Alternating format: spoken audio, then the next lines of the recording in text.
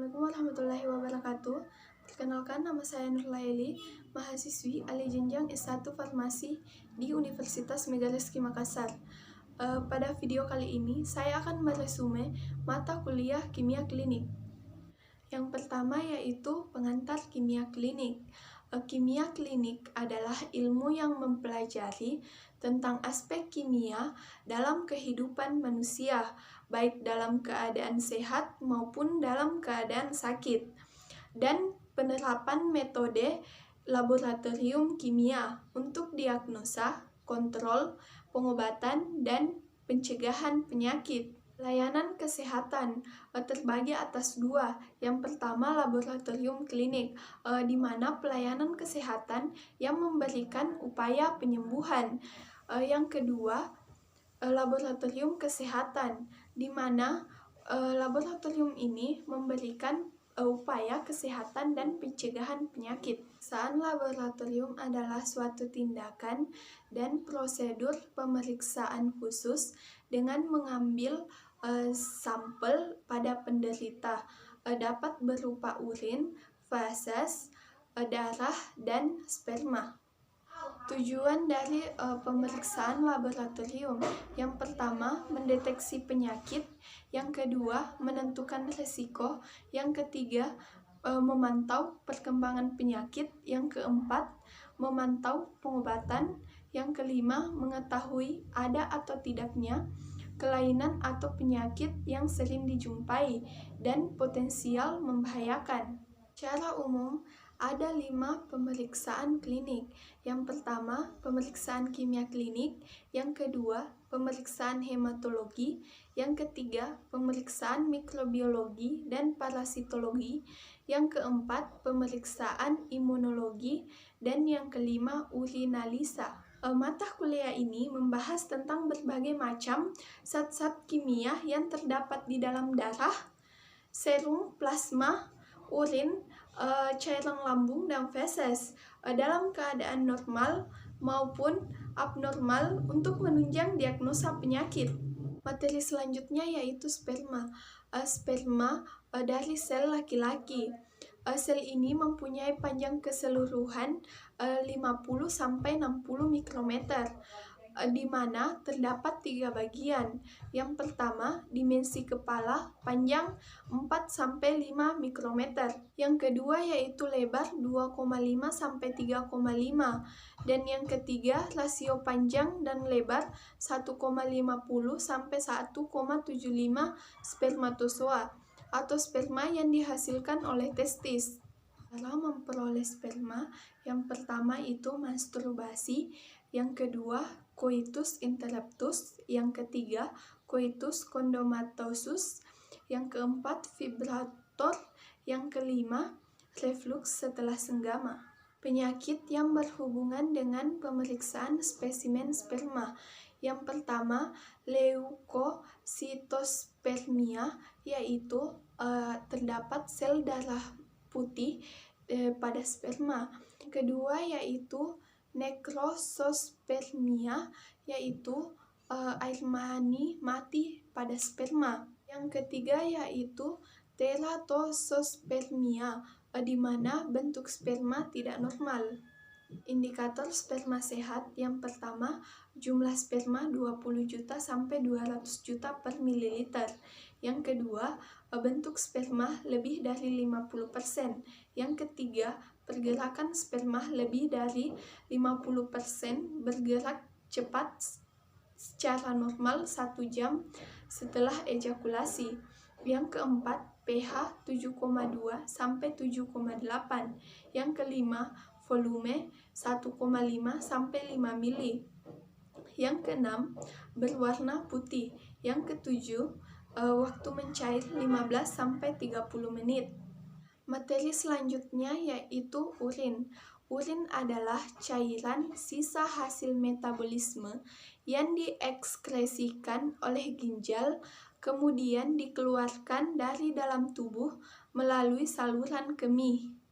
Tujuan pemeriksaan urin, yang pertama, tes kehamilan, yang kedua, mengetahui zat asing, yang ketiga, perkembangan penyakit.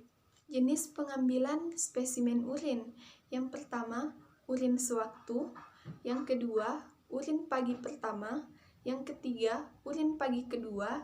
Dan yang keempat, urin 24 jam. Pada pengambilan urin 24 jam, sebaiknya didinginkan untuk mencegah pertumbuhan bakteri dan menghambat komponen yang terdapat di dalam urin sehingga tidak mempengaruhi hasil. Materi selanjutnya yaitu spesimen feses. Pemeriksaan feses adalah cara yang dilakukan untuk mengambil feses sebagai sampel dalam pemeriksaan. Tujuan dari pemeriksaan spesimen feses yaitu untuk mendeteksi adanya kuman seperti Salmonella, E. coli, dan Shigella. Adapun indikasi pada pemeriksaan spesimen feses. Yang pertama, adanya diare dan konstipasi. Yang kedua, adanya gangguan pencernaan. Yang ketiga, adanya ikterus. Yang keempat, darah dalam tinja. Dan yang kelima, penyakit gastrointestinal. Cara pemeriksaan spesimen feses. Yang pertama, tempat harus bersih, kedap, dan bebas dari urin. Diperiksa 30-40 menit setelah dikeluarkan. Yang kedua, pasien dilarang menelan barium, bismut, dan minyak dalam 5 hari sebelum pemeriksaan. Yang ketiga, paling baik defikasi spontan. Yang keempat, pasien yang mengalami konstipasi dapat diberikan saline kateter. Yang kelima, pada kasus oksirus dapat menggunakan metode Scott and Object Glass. Yang keenam, untuk wadah pengiriman dapat digunakan wadah yang terbuat dari kaca atau bahan lain yang tidak dapat tembus. Cara penanganan spesimen feses. Yang pertama, untuk pemeriksaan parasit dapat diawetkan dengan formalin. Yang kedua, untuk pemeriksaan bakteri segera diproses karena ada bakteri yang tidak dapat bertahan hidup dengan adanya perubahan temperatur dan pH. Yang ketiga, pemeriksaan virus harus segera dikirim setelah pengambilan spesimen feses menggunakan cool box dan tidak boleh lebih dari 3 hari. Bahan kimia yang digunakan untuk pengawetan spesimen feses yaitu formalin 10% dan pengawet polivinil. Penyakit yang berhubungan dengan spesimen feses. Yang pertama, penyakit yang berhubungan dengan saluran pencernaan seperti hati dan pankreas.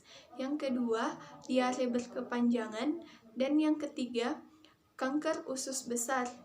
Nilai normal spesimen feses terbagi atas 2. Yang pertama, pemeriksaan makroskopik dan pemeriksaan mikroskopik. Pemeriksaan makroskopik yang pertama, jumlah sampel 100-300 gram mengandung air 70% dan sisa makanan 30%. Yang kedua, berwarna hijau kekuningan. Yang ketiga, berbau indol dan skatel serta asam barbiturat. Yang keempat, tidak ada lendir dan darah. Yang kelima, agak lunak dan berbentuk. Kedua yaitu pemeriksaan mikroskopik. Yang pertama, tidak terdapat eritrosit, tidak terdapat leukosit, dan tidak adanya cacing dan jentik cacing. Materi selanjutnya yaitu spesimen darah. Pemeriksaan darah adalah serangkaian pemeriksaan yang menggunakan sampel darah yang didapatkan dari pembuluh darah tertentu atau dengan cara menusuk salah satu jari dengan menggunakan alat tertentu. Tujuan pemeriksaan spesimen darah. Yang pertama, untuk mendeteksi adanya penyakit. Yang kedua, untuk mengetahui fungsi organ. Yang ketiga, mendeteksi adanya kemungkinan racun, efek obat, dan zat tertentu. Yang keempat, untuk mengetahui kesehatan secara keseluruhan. Pengambilan spesimen darah yang pertama pada darah kapiler. Untuk orang dewasa dapat diambil pada ujung jari atau daun telinga. Yang kedua, untuk bayi dapat diambil pada tumit atau ibu jari pada kaki. Yang kedua yaitu darah vena. Darah vena untuk orang dewasa dapat diambil pada salah satu vena yaitu fossa cubiti. Sedangkan untuk anak-anak atau bayi dapat diambil pada jugularis superficialis. Bahan kimia yang digunakan untuk pengawetan spesimen darah yang pertama ETA. ETA digunakan karena tidak mempengaruhi sel-sel dalam darah sehingga efektif untuk pengujian hematologi. Yang kedua, natrium sitrat. Natrium sitrat digunakan karena dapat bekerja dengan cara mengikat atau mengkelasi kalsium sehingga efektif untuk pengujian eritrosit. Ketiga yaitu heparin. Heparin digunakan karena dapat menghentikan pembentukan trombin dari protrombin sehingga menghentikan pembentukan fibrin dari fibrinogen. Yang keempat yaitu natrium oksalat. Digunakan karena dapat mengikat kalsium sehingga efektif untuk pemeriksaan hemostatis. Yang kelima yaitu CPDA atau sitrat fosfodextrosa etnin. Digunakan karena dapat menghambat substrat dan sel-sel eritrosit dalam sintetis ATP. Yang terakhir yaitu natrium fluorida. Digunakan untuk pemeriksaan glukosa karena dapat menghambat pembentukan glikolisis. Adapun penyakit yang berhubungan dengan spesimen darah. Yang pertama, diabetes, kolesterol, tifoid, dan malaria. Materi terakhir yaitu sputum. Sputum adalah lendir atau materi lainnya yang dibawa dari paru-paru, bronkus, dan trakea yang kemungkinan dimuntahkan atau ditelan atau dibatukan. Pengambilan spesimen sputum dapat dilakukan pada 3 waktu. Yang pertama, dahak sewaktu, yaitu dahak yang dihasilkan dari penderita pada saat kunjungan. Yang kedua, dahak pagi hari, yaitu dahak yang dikeluarkan penderita pada saat bangun tidur. Yang ketiga, dahak 24 jam, yaitu dahak yang dikumpulkan di rumah penderita selama 24 jam. Penyimpanan sampel yang pertama, semua sampel yang telah diperiksa segera dikirim ke laboratorium setelah pengambilan. Yang kedua, bila tidak memungkinkan, maka simpanlah pada lemari es pada suhu 2-8 derajat Celcius. Jangan lebih dari 1 malam. Yang ketiga, jika tidak ada lemari es dan penundaan lebih dari 3 jam, maka diberikan pengawet yaitu campuran CPC 1% dan 2% natrium klorida. Pada penyimpanan spesimen sputum, yang pertama bermulut lebar, yang kedua bertutup ulir, yang ketiga steril, yang keempat terbuat dari plastik, yang kelima tidak mudah pecah. Label wadah pada spesimen sputum, yang pertama tanggal pengambilan spesimen, yang kedua identitas pasien, yang ketiga jenis atau kode sampel. Formulir permintaan pemeriksaan sediaan sputum.